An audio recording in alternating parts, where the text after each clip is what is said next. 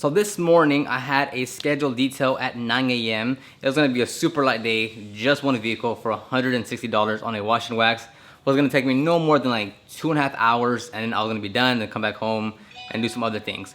Now, I usually text the customer 2 days or 1 day in advance just to confirm for that detail. So if it's today on, let's say on Friday, then on Wednesday or Thursday, I'll send them a text message just saying, hey, just want to check in, make sure tomorrow or whatever day is still good for that detail. They'll say yes, we're good to go. If they say no, then we'll reschedule, or if they cancel, they cancel. But this time, like it's gonna happen to you in your business, whether you're starting off, whether you've been in business for 5 years, it's gonna happen where some people are just gonna cancel on you.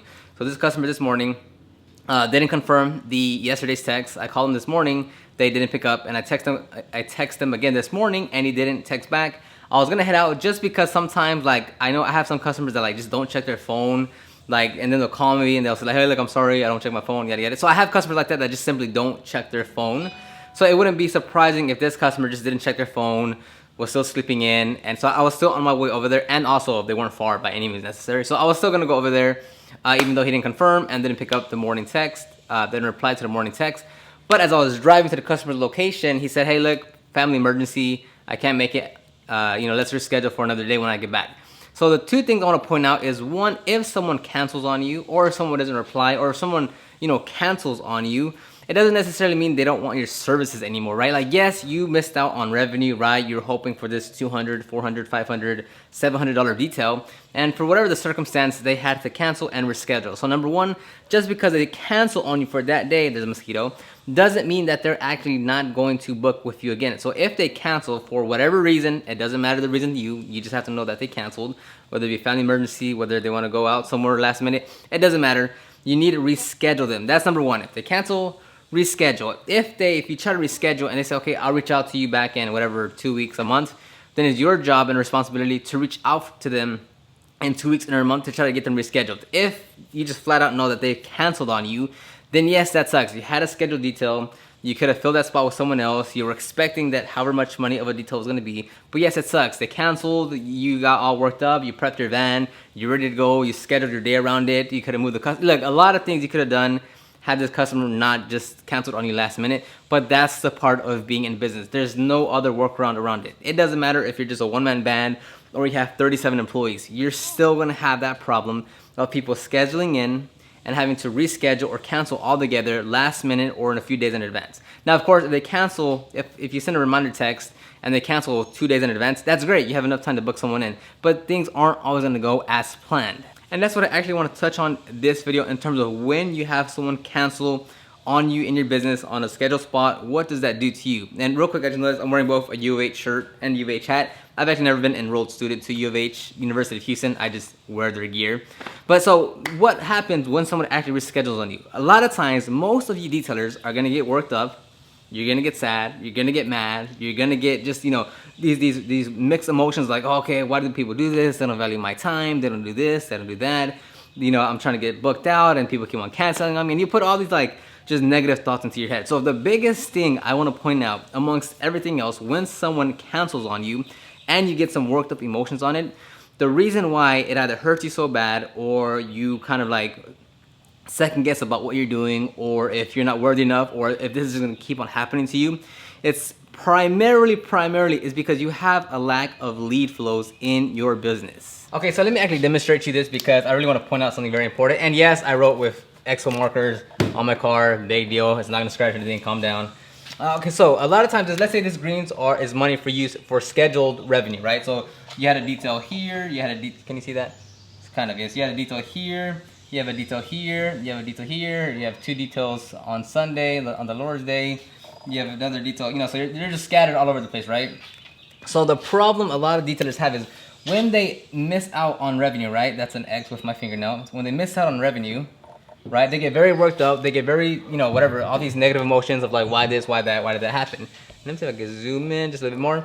Okay, so of course it's not good, right? You want someone to tell you before the actual scheduled date that they can't make it, so you can put someone else in there so you can still have money coming in.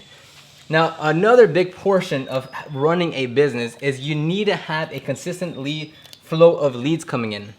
So let's say this green here is gonna be customers, right? Customers, this green signifies customers. This blue is gonna signify calls, meaning, or inquiries, I'm gonna say, not calls, but inquiries, because you can also get, you can't read that for, I can't even read that, but that's gonna be inquiries, meaning someone contacts you via email, Facebook DM, Instagram DM, phone call, walks to you in person, so that's an inquiry.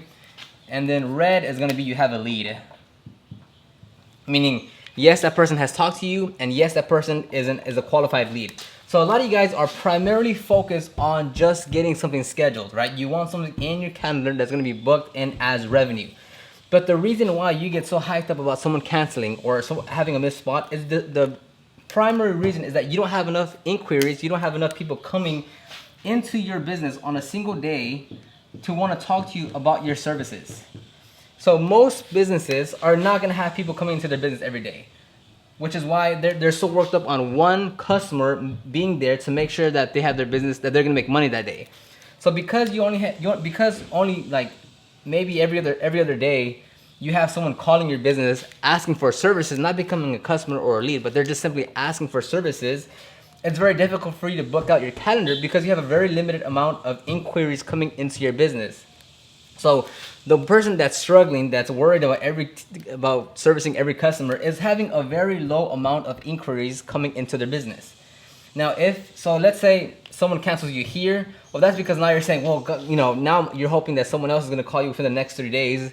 That way you can get something else scheduled in later down the road. Compare that to someone that's getting 2 to 3 to 4 calls per day, day by day, week by week. Their schedule and their mentality is going to be much different than someone that's barely getting 1 to 2 calls every other day or so. So the person that's getting a very limited amount of inquiries that turn into leads, that turn into customers, is going to have a hard time growing a business because they simply don't have the volume to sustain a profitable business. So if you have this business right here that maybe every other day, or let's say in a given week, they get 3 phone calls and they book in one, and they get 2 leads and they book in 1 customer, right? Let's just focus on this one right here. Just focus right here. Let me try to zoom in too. Oops. So right here, let's say this business just gets 3 phone calls per week. 2 of those turn into leads and only 1 gets booked as a customer, right? Per week. Now let's say this other business gets 2, 4, 6, 8, 10, 12 calls per week. So this business only gets 3 calls per week. This business gets 12 calls per week. That means simply by the math, their volume, oops, been writing all over my hand now. And these are different colors. So that means they're gonna have a lot more leads to play with. So let's give them 8, right? Whatever, I don't know. The math doesn't make sense here. I'm just trying to illustrate an example here. And then out of those 8 leads, they're able to book 3, 4, 5 of them. So if you can increase your lead count, your inquiries to leads to sales, you have a better chance of having a profitable, successful, sustainable business. But again, going back to my primary point, if you don't have enough leads coming in on a daily basis, meaning people are actually calling you for your services, asking about your services, that's why you're gonna get very upset when someone cancels on you. Because you're not, if someone cancels on me today, right, I already know today, like for sure today, like today of the making of this video, I know today I'm gonna get at least 4 phone calls of people interested in my services that are gonna get booked out for the rest of the month. Does that mean the 4 phone calls that are gonna come in right now are gonna be customers? No, not one bit. But I know today, even though I missed out on a customer today, I know my phone's gonna ring 4 times today, without a doubt. 1, 2, or 3 of those are gonna become customers. Maybe not today, maybe a little bit of follow-up, but I know 4 calls are gonna come in today, and I know I'm gonna book out more customers throughout the week. And I know tomorrow, I'm gonna get another 4 calls. And I also know the next day, I'm gonna get another 4 calls. So when you have a consistent flow of leads coming in, it's very easy to book out your calendar. And yes, people are still gonna cancel on me. They're still gonna wanna reschedule. But because I have the volume of leads per day coming into my business, and my phone is ringing of people wanting to pay me for my services, I'm not worried about one person canceling because I have so many other people per day calling me. On top of that, the people I'm already following up with per day, waiting to get them booked in. So that's the mindset you want to have. You don't want to get worked up on just one customer that canceled on you. You have to have the skill set and the mindset to increase your volume per day, the amount of people that are calling you per day, that's very, very important. Per day. That's the key part here. You need to get more people per day calling you for your services. The more people you can get to call you, the more leads, the more qualified leads you can generate, the more customers you can book. If you're just simply focused on customers, meaning like you're not looking at your lead count, you're not looking at how many qualified leads you get, you're not thinking about how much traffic you're getting, you're just like, I need people to book, it's gonna be a very hard time to keep on growing your business because you only focus on the customers, on the booked customers. You need to be thinking, as they say, top of funnel. And just to go down the rabbit hole a little bit more, a quick summary of a sales funnel, right? So this is gonna be your sales funnel, right? There's different levels to your sales funnel. The biggest one here is gonna be awareness, or whatever the word you wanna hear. But here, let's put awareness, right? That means you gotta get people, and yes, I don't even understand what that says. You have to get people to understand, you have to get people to first get eyeballs on your business, right? Then, and the sales funnel always changes per whoever's teaching it or however they're teaching it. But then let's put this as consideration, right? And consideration means, okay, I see a Facebook ad, I've done a Google search, and I seen this business name, I came across them on Instagram. Consideration is, okay, I'm looking more into their business, I'm looking more into their services.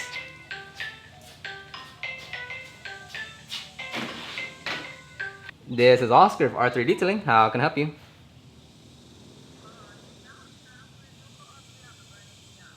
Yes, ma'am. We are mobile, so we'd come out to you. What type of what part of town are you in?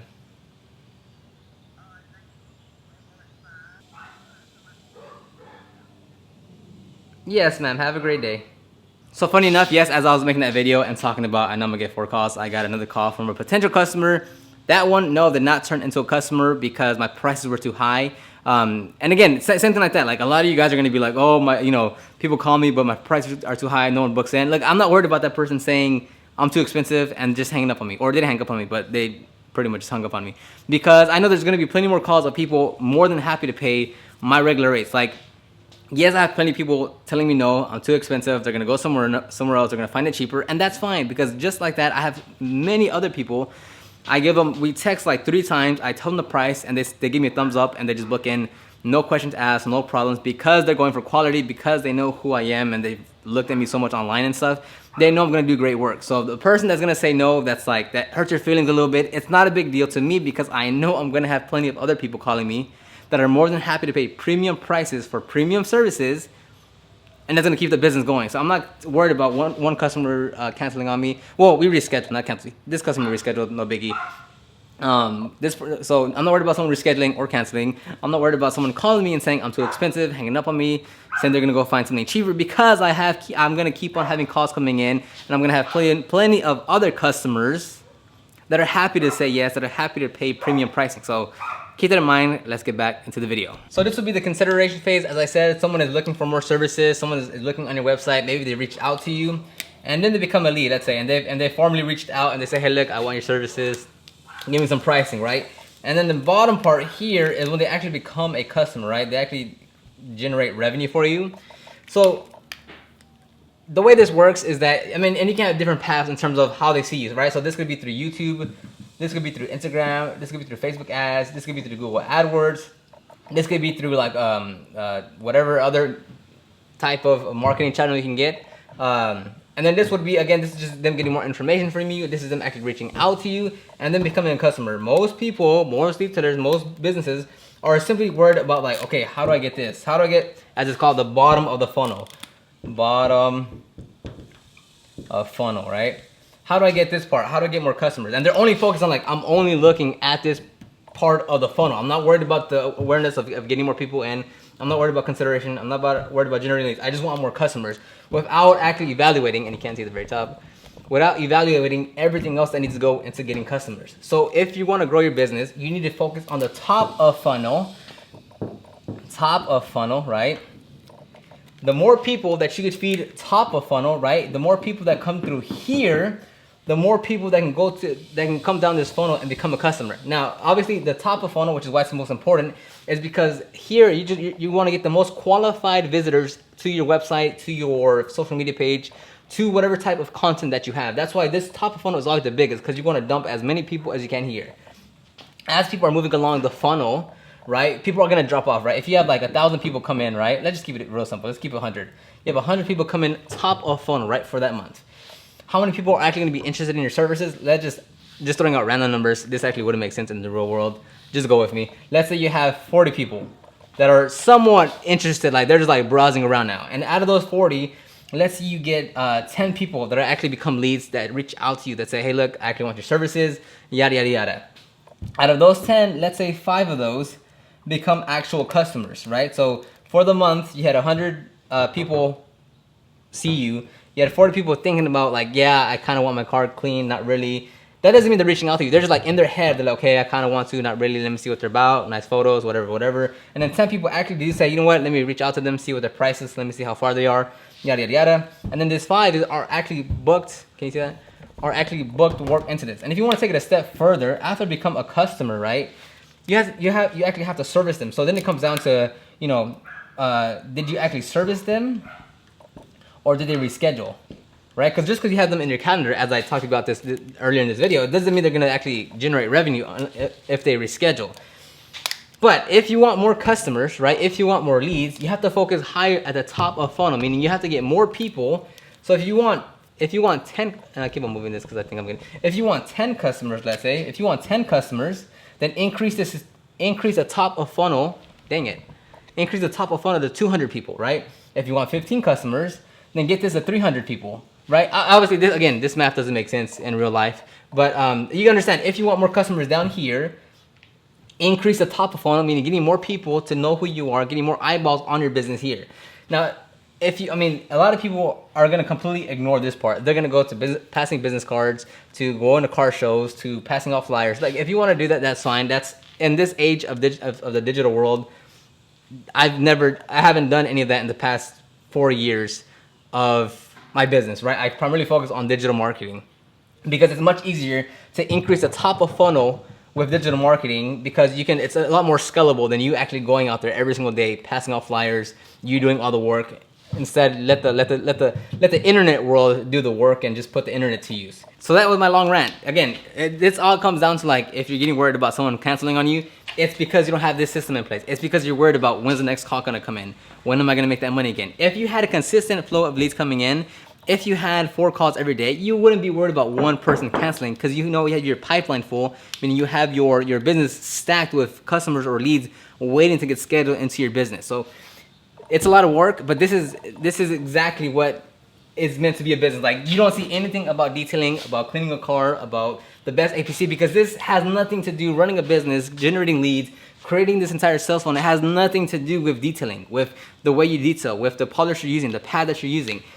Dentists, lawyers, chiropractors, HVAC, plumbers, carpet cleaners, pet grooming, mechanics, all of these have this exact same problem. It's the exact same workflow you'd put into any business.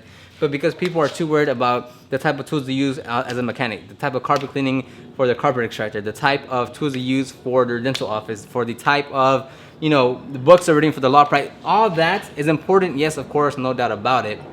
But if you want to grow a business, your firm, your agency, it comes down to this. But us as detailers, we're growing our detailing business. So you have to have a more business marketing mindset, not just the detailing. I want to detail, I want to clean cars, I want to make them look pretty, I want to make 50/50s.